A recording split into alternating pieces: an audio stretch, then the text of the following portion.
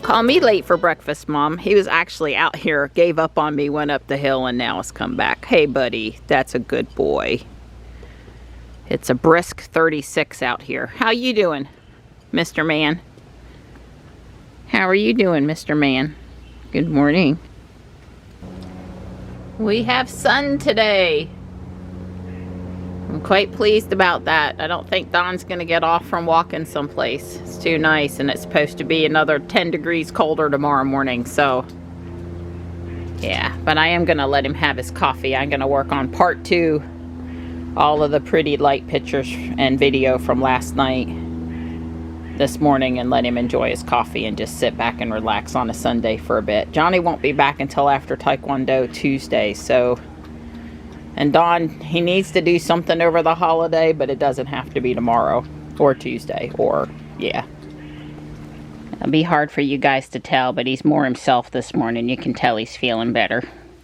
Yeah, good boy, Dusty. Good boy. Glad to see you moving more and looking better. He's a good boy. I haven't heard anything else from the SPCA, of course. I don't really expect to hear over the weekend.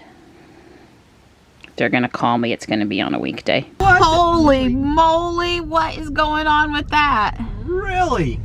And it's the whole park. Let's just go to South Park. I want to walk in the sun anyway and not in the shade of the trail. Let's just go walk the track today. Yes, ma'am. Well, there must be some people down there hunting free Christmas trees or something. I don't know. I've never, that's like a lot of people. Well, it ain't like it's warm out there. It's like 41. Yeah, it's not warm. It's sunny though. Something's going on, a family retreat in the woods or something. Oh, so it's 2:45. The day has gotten away with us. We did Dr. Ekberg, and he talked for 90 minutes. 90 minutes, and that took out a sizable chunk of the day. This was the blood work module on anemia and red blood cell count and stuff like that. And I actually have a couple markers that are not in the optimal range that I would like to understand better. I don't know. It was a great talk today, but I sort of have more, my questions didn't get answered. I know more, and it was a good talk, but they probably still don't have answered what I want. But anyway, and then we had gotten up late and we enjoyed coffee, and I was working on the video of all the Raleigh Christmas light stuff, and when the video editing drags into the next day, then it cuts down on content for the next day because I'm, you know, at my computer. So anyway, that's my excuse and I stand by it. But I think Don may be going to install the MyQ. Yeah. So we have that to talk about today, a little car related stuff. Be ready just in case we happen to get the holiday update. I'm kind of counting on V11, including the holiday stuff, and it coming next week. Well, that's sort of now this week. So, but, you know, I will stay cautiously optimistic on it. Cautiously. And it is windy and 41, just saying. I may have whined a bit. My motivation fades in the afternoon. But we're going to get out there and get her done and get a little walk in. And then I told Don we're having nachos and guacamole. Yeah. We're having, you know, healthy but food, but not like a sit-down dinner food tonight. More like football food. So I parked over here. You're going to warm the car up for me. That's right. Thank you, Donnie. That's exactly right. Spicing up the walk a bit and getting me new field research from a Pokestop that I haven't already completed field research for. You only get to do that once a day. And given that they're community day ones, I'll have them all done here really super soon. We might would have walked around on the other side of the building, but there's no sun over there, so no. This building started out its life as what, CenturyLink or something? No, CP&L. CP&L. Energy company. They used to park the trucks over here, right? This was the local regional area for southern Wake County, northern Durham. Northern Harnett. So Don and I are not informed as to why the flags are at half-mast today. We were wondering. They were half-mast at the Capitol last night too. Yeah, that's actually a little solar panel. It's one of the flexible ones on top of the bus stop thing. Plugged into that panel. I'll have to go check out the other side of the panel. What's it doing? I'm surprised I had not noticed that before. I don't know what it's doing. How would you see it from the other two little lights? Yeah, it runs. Let's just guess it's the two little lights. Yeah, I would say it's probably there's a battery inside of there, and it's running the two lights. I agree with you. That's my hypothesis. So at night, it lights up a little bit. Yeah. Well, there are people out on the ball field, and a few people on the track, and lots of people on the basketball goal court over there. If you're out in the sun, it's quite nice. Right, it's okay. Yep. If you can block the wind, you're good.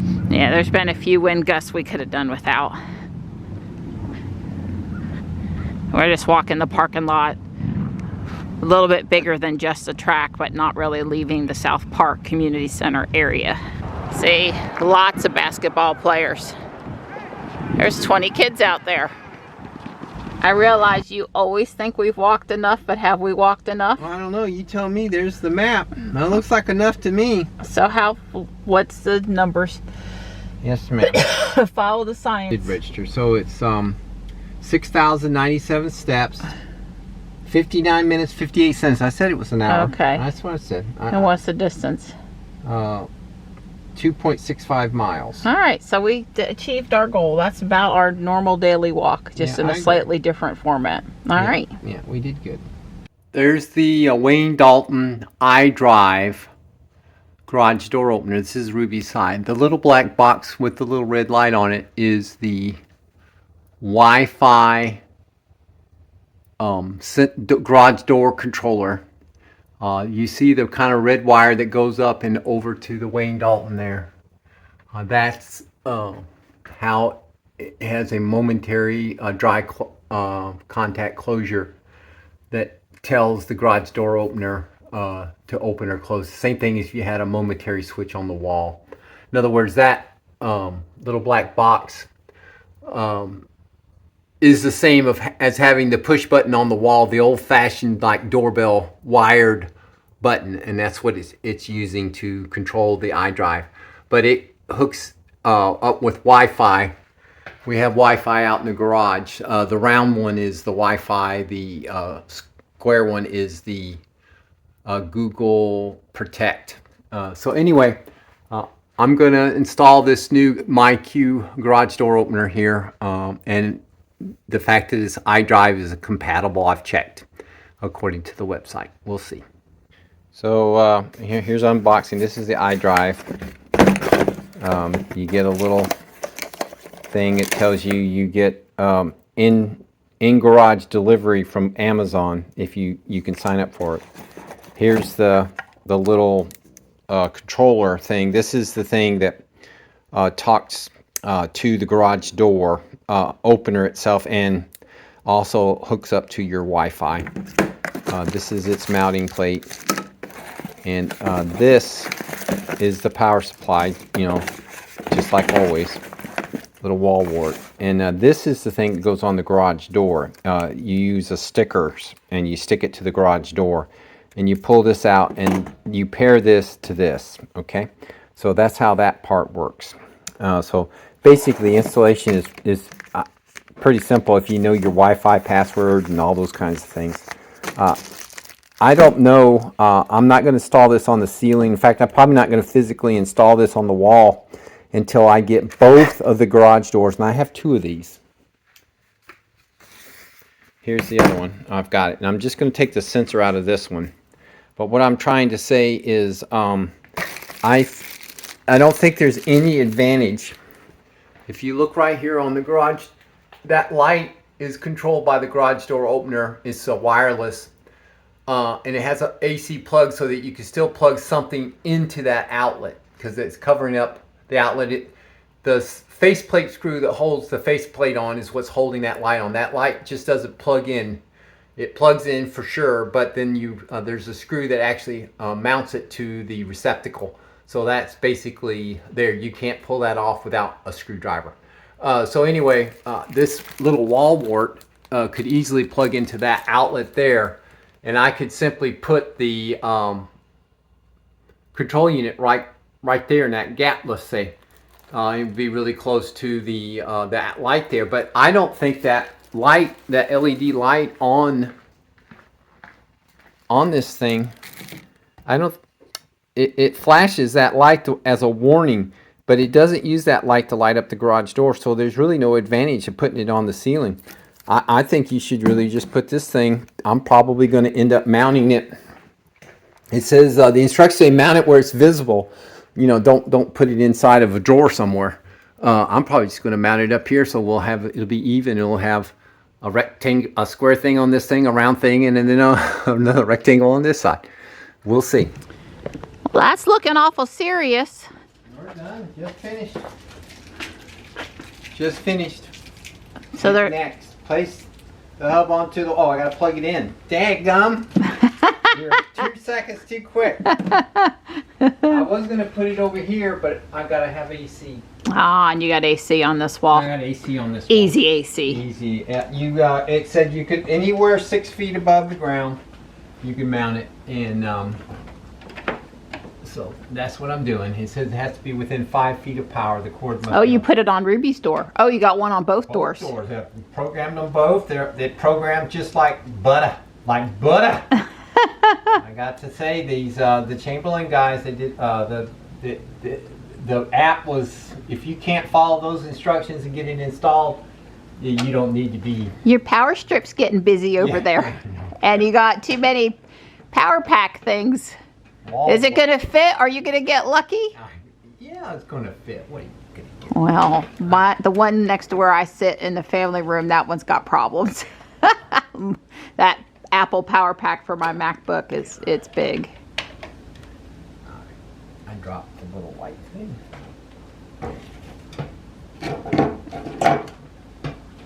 All right, we'll be back with the demo shortly. It's gonna let me know it's gonna shut the door. Does it really make that much noise every time? Every time, baby.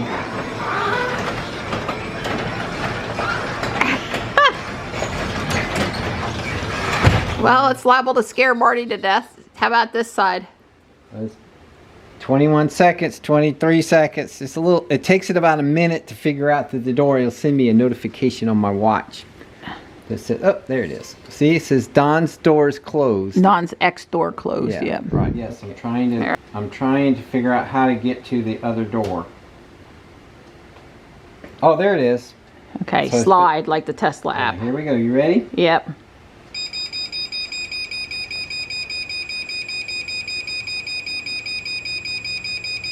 That's a bright light. It is very bright.